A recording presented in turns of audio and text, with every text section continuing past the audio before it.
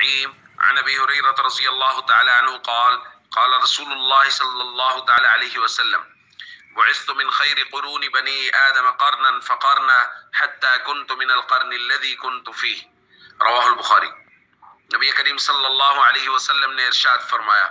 اللہ تعالیٰ نے مجھے ہر زمانے کے بہترین نسبوں میں پیدا کیا ہے، زمانہ در زمانہ، یہاں تک کہ جس زمانے میں میں ہوں اس زمانے کے بہترین نسب میں ہوں۔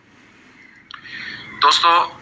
ربیع الاول نبی کریم صلی اللہ علیہ وسلم کی ولادت باسعادت کا مہینہ ہے، اور اللہ تعالیٰ نے ہمارے آقا حضرت محمد صلی اللہ علیہ وسلم کو کائنات کی سب خیریں اور سب بھلائیاں عطا فرمائیں، اور اللہ تعالیٰ نے حضور علیہ السلام کو ایسا ہی مبارک نسب عطا فرمایا۔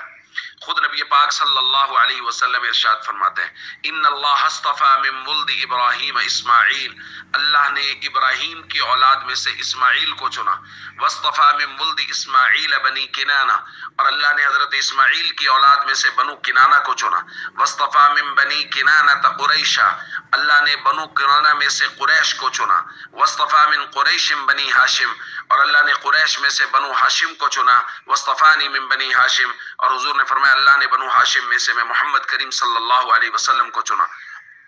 تو کائنات کے ہر زمانے کے مبارک اور پاکیزہ نسب کے لوگوں کو اللہ نے چنا،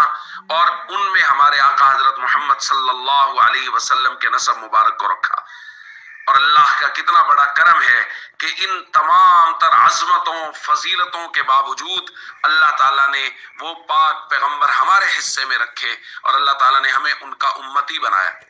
دوستو، نبی پاک صلی اللہ علیہ وسلم کے امتی ہونے کے ناطے بہت ساری ذمہ داریاں ہیں ہم پر،